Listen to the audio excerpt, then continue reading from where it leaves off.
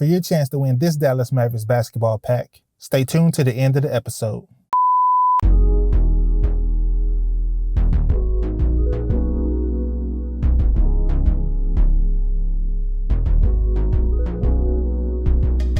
What's going on, world? Brand new episode of Royal Key there on your screen. I'm your host, George Kill, and I'm here in Dallas with my guy, Brandon. Brandon, what's going on, man? What's going on, brother? How are you? Yeah, nice to see you again. See you too, man.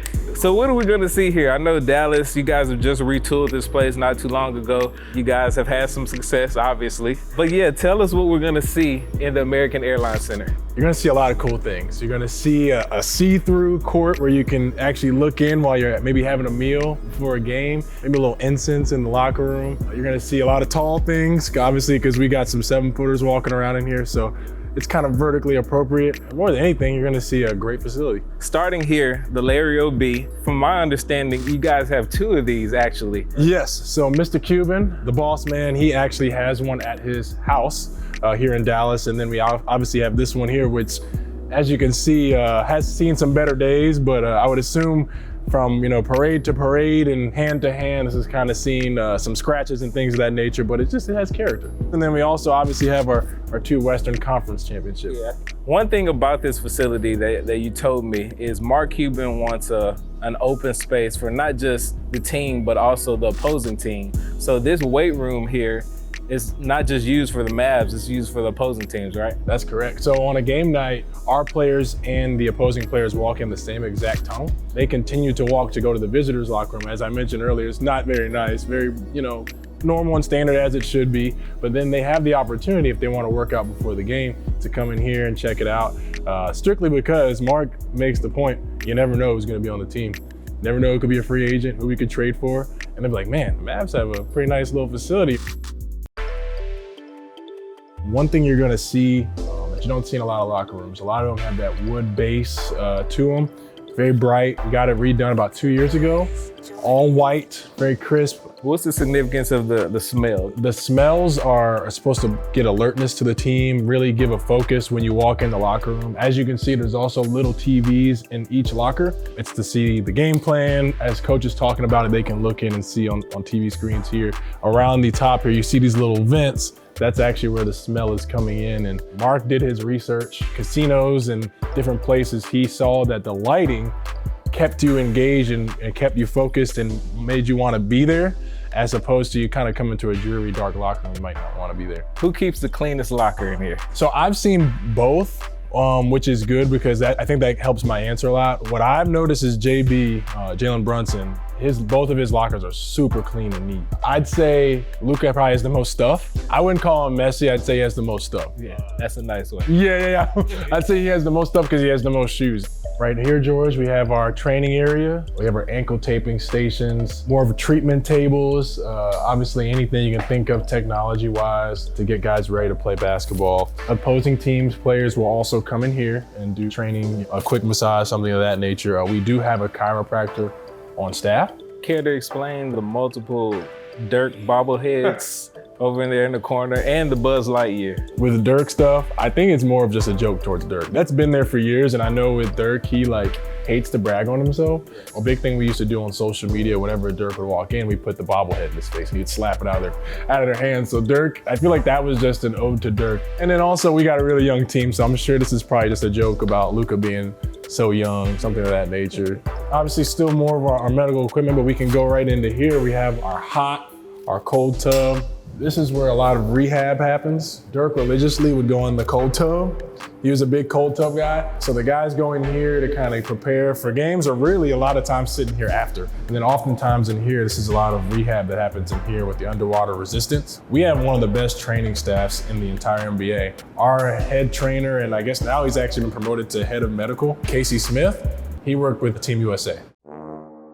Here is, in my opinion, like I said, the best part of the entire facility would be the practice court. This is the basement of the arena. We got 8 baskets and they all get used. A lot of players actually will work out in here and not on the main floor. I know with Mark, his whole mantra is, the one thing you can control is effort. And I feel like he felt like maybe that brick gave it like a tough, rugged look maybe. Who on the current roster would you say is just in here goes like extremely hard that you've seen? Maybe even, you know, pre-game or just a one-off practice? So I would say in terms of like pre-game workout, one guy that always stands out to me when I watch him work out is Tim Hardaway Jr. And again, all of our guys do a great job before the game getting ready, but like Tim's workout is one that stands out to me because him and God, our assistant coach, kind of worked together and gotten a lot better. So obviously that shows why he's shooting so well this season. Now over in this area, season ticket holders can actually watch the players in pregame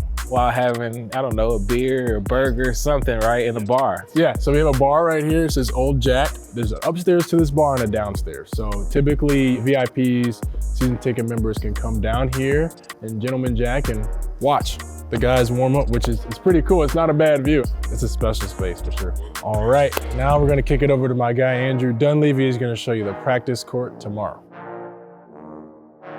All right, guys, now we're here at the new Dallas Mavericks practice facility, which we've had for around 4 years now. This place is used pretty much every single day of the year. If our team's on the road, we're using this place for outside events, but we probably have the most active NBA practice facility when it comes to outside events and for practices.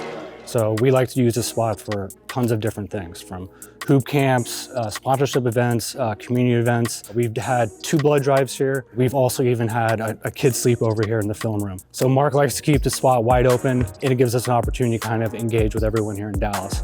Now, your role as a facility manager, Yeah. what does that entail? I kind of like to explain what I do. I break it down into 2 different aspects. The first aspect is just making sure that the building is running properly.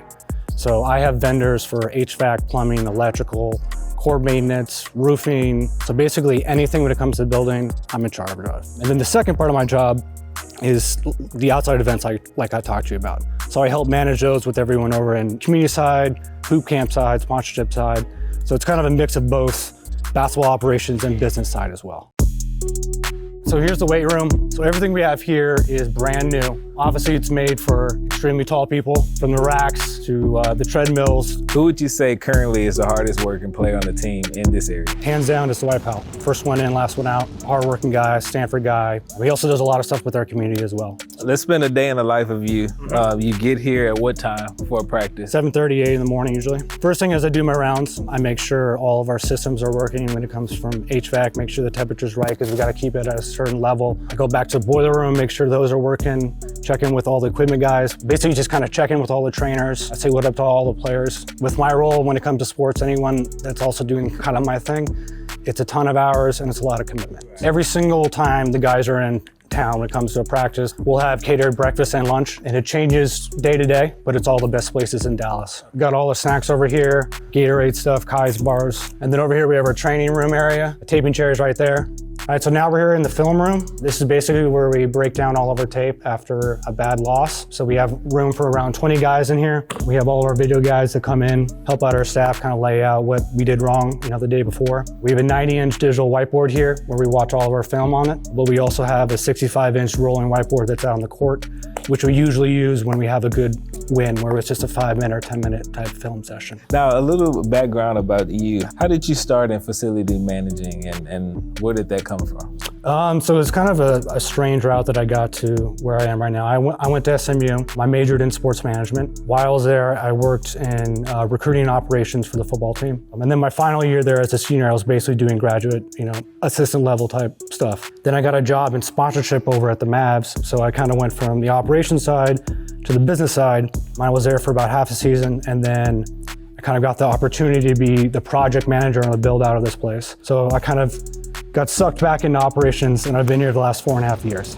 We basically renovated a 20-year-old vacant warehouse in 3.5 months into an NBA full functioning practice facility. Awesome. Well, there you have it, Andrew. Thank you again for letting us come out. I love having you by, and I love your videos, and I always like guys that come by and want to see the behind the scenes, type of stuff. For a special Mavs fan, I'll be putting together a little goodie bag for you. And to find out how to win that package, follow Koiski Media and George Kill 3 on Instagram. Until next time, your host, George Kill. Special thanks to our presenting sponsor, Private Label NYC.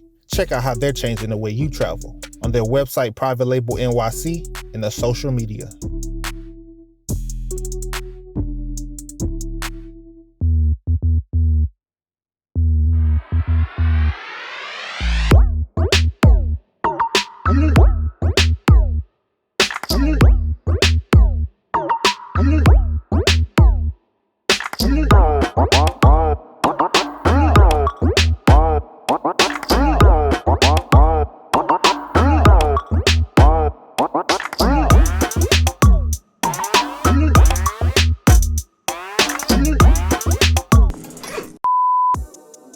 To me, colorway wise, this shoe put KD's line on the map. It was a game against the Mavericks. The whole team had these on. These are the All-Star 2s. I really like these because I really think black and red, pops, and I think, every true deep sneakerhead has a tie to black and red because of Jordan. We're gonna talk more about customs later, but this is a 1 of 2 Mosh 808s and Heartbreaks custom. I'm not quite sure where the other one's at, but I've heard some rumors. You can tell that there was a lot of detail put into it. I've only worn these once or twice. Because of the paint on them, I am kind of hesitant to wear them. M&M. I have never had a chance to even get near the blue pair. But that being said, I think this pair's better because it's all in the details for me, no matter how big or small. The heel tabs are just awesome. You got the hockey mask, any old school fan of M&M knows. The Marshall Mathers LP, the whole chainsaw, all that. These right here came out 5, 6, 7 years ago. And whenever I got these, I knew immediately I wanted Dank to do these. I sent him my personal pair of LeBron 9 Warvettes so he could match it as closely as possible. I think he did an amazing job. These haven't been talked about a whole lot. The Louis Vuitton Supreme customs that were made out of the trench coat. Dank and Garrickson Studios collaborated. Garrickson Studios did the Jordan 1. They did a magnificent job. The Air Maxes, we used the wheat.